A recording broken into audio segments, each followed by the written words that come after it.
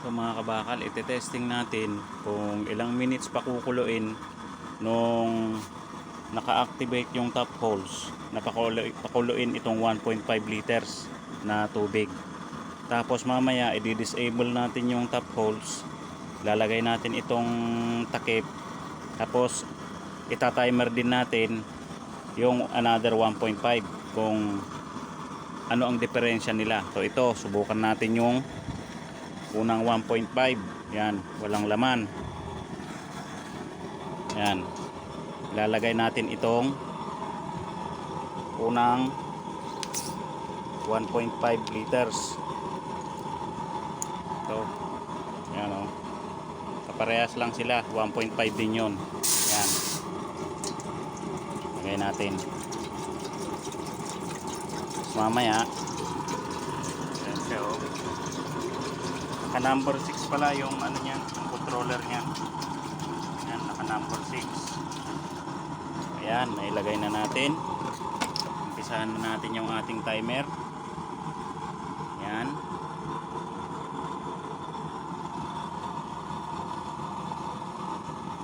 Titingnan natin mamaya kung ilang minutes ang aabutin yan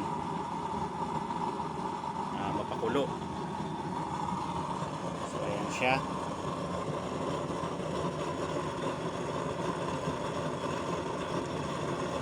Ganyan din yung ano niya mamaya, setup ng ano niya, volume niya, speed niya, para parehas lang sila. So ito, orasan natin yan, timer natin. Ayan siya, patayin ko lang yung ilaw, nakailaw yung video eh. So ayan siya. So magwa 1 minute na.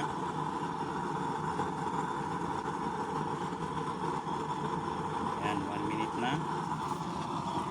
Tingnan natin kung umiinit na, di ba? 1.5 liters lang yun.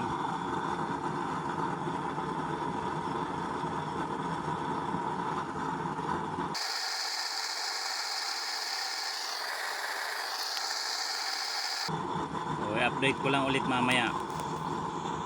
Kasi naka-timer naman.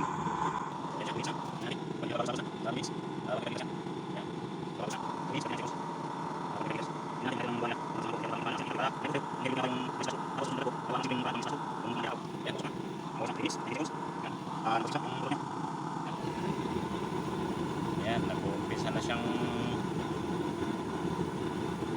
mulo.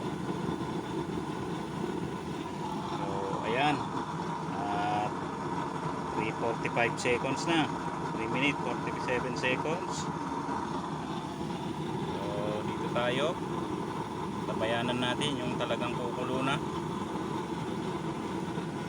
Ayan.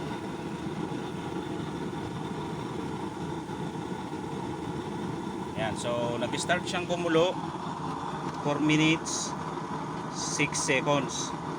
So okay. So, susunod naman natin ngayon, palitan natin yung tubig, partida. Mainit na yan ha, mainit na yan kasirola, hindi ko na babanlian yan ng malamig. So ito, tatanggalin ko ito, bubuhos natin yung laman, palitan natin ng bago.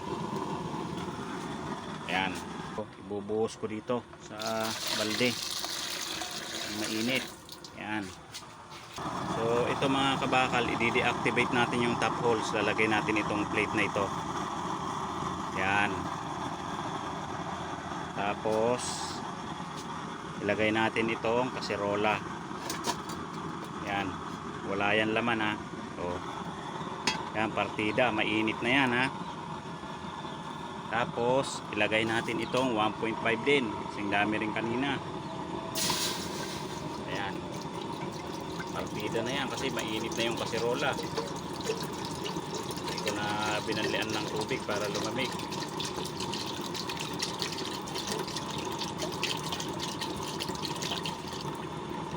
So timer natin. Ayan, saan natin mag timer. So ayan, ayan, may tubig na, 1.5 liters din. natin kung ilang minutes aabutin yan. Ayan siya, oh. Lakas din ng apoy kahit naka-deactivate yung top holes niya. Ayan, nasa 28 seconds na. Ayan, oh.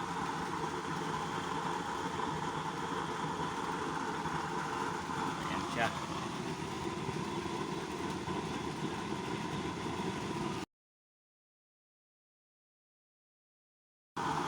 Ito naman, tingnan natin.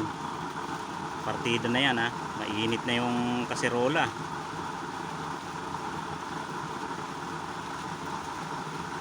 Ayan, 1 minute na.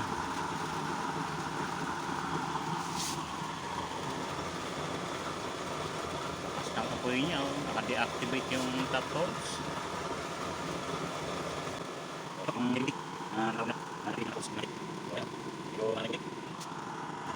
Ayan, 1 minute 40 seconds na.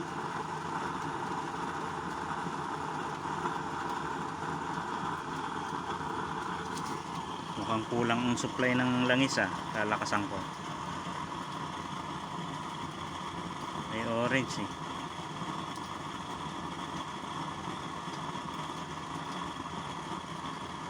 Lalong nag-orange. Mag-uuling na yan. Oh. Ilang minutes na? 2 minutes. Oh. Ayan, medyo nagbabubbles na.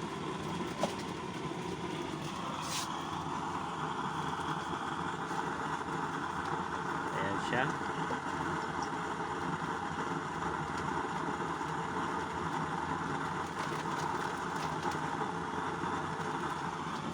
Diba?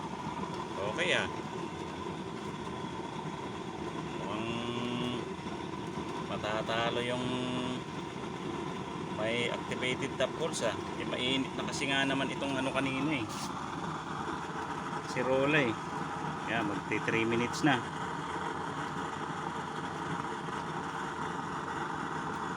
Oh.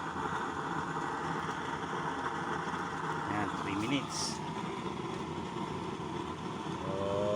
Kaya niya yan 1 minute napakuluin. Yung nagbabubbles na eh. Oh, babubbles na. Yan, 3 minutes 22 seconds na.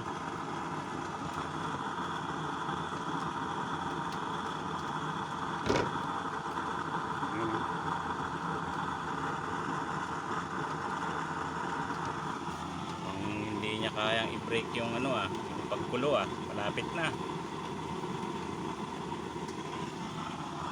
Yan, 3 minutes 47 seconds. May partida pa yan oh, hindi pa bumubulwak yung kulo. Kanina bumulwak yung kulo eh. Yan,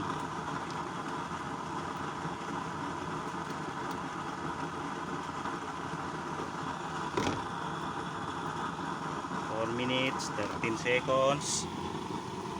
Yan, kumukulo na rin. Parang parehas lang din oh, 4 minutes 27 seconds.